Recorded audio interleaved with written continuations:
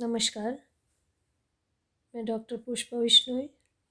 हिंदी साहित्य में आज हम डॉक्टर राम आज हम निबंधकार श्री राम वृक्ष बेनीपुरी जी के साहित्यिक परिचय पर विचार करेंगे और हिंदी निबंधकारों में श्री राम वृक्ष बेनीपुरी का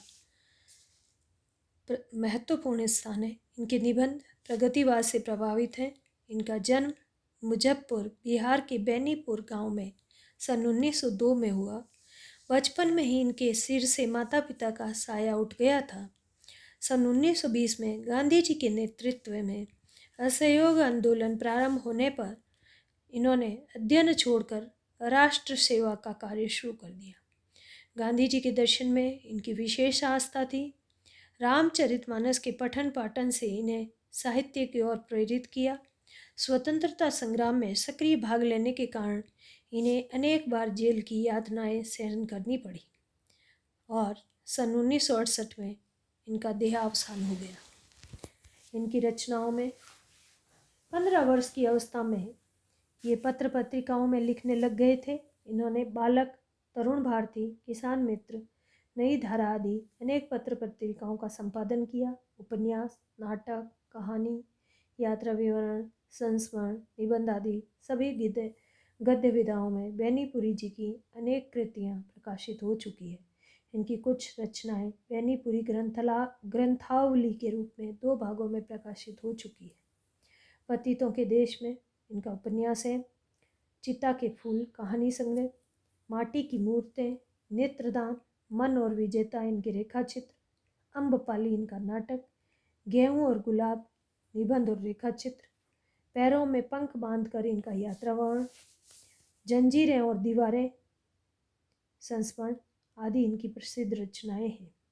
बेनीपुरी जी का जीवन राष्ट्र को समर्पित था। इनका साहित्य गहन अनुभूतियों और आदर्श कल्पनाओं से निर्मित है। इनकी भाषा ओजपूर्ण और सशक्त है। इनकी भाषा में प्रांतीय शब्दों का प्रयोग हुआ है, परंतु समग्र रूप से इनकी भाषा खड़ी बोली के परिष्कृत रूप में अनुगामी है। इन्होंने सामान्य बोलचाल के शब्दों में तत्सम शब्दावली का अति सुंदर प्रयोग किया है।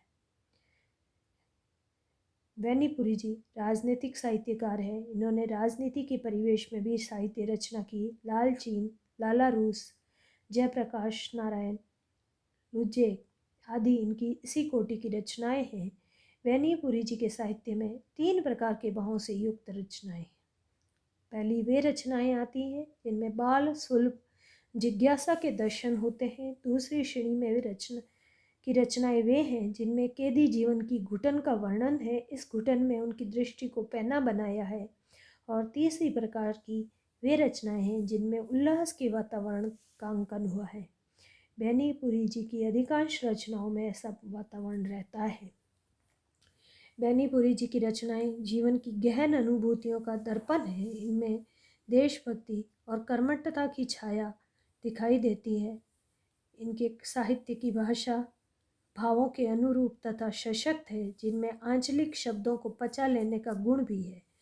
और इनकी भाषा की शैली के विषय में नलिन जी का मत पठनीय है। बेनीपुरी के निबंधों में 2 शैलियाँ मिलती हैं, प्रसाद और आवेग। अधिकतर प्रथम शैली के दर्शन होते हैं। आवेग शैली सहायक रूप में आती है, कुछ निबंधों में प्रधान रूप में भी। राम वृक्ष बेनीपुरी एक बहुमुखी प्रतिभा संपन्न साहित्यकार हैं। एक सफल पत्रकार होने के कारण उनकी भाषा में सहजता, बोधगम्यता और सरलता के अनायासी दर्शन हो जाते हैं। उपयुक्त भावानुकूल, विषयानुकूल भाषा के प्रयोग में वे अग्रणी हैं। इनकी अधिकांश विधाओं में काव्यमय, चित्रात्मक, विचारपूर्ण, व्याख्यात्मक शैली के दर्शन होते हैं।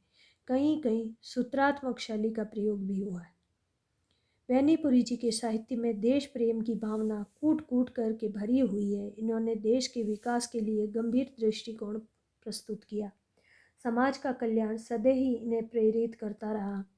उन्हें समाज के विभिन्न पक्षों में साहित्य लेखन के लिए प्रेरित किया। वह उस कल्याणकारी मार्ग को प्रवर्त करना चाहते हैं जो विश्व बंधुत्व का कारण बने। उनका मानना है कि मानसिक प्रवृत्तियों से मानव जाति का शुभ हो सकता है, वसुधैव कुटुंबकम का भाव विकसित हो सकता है।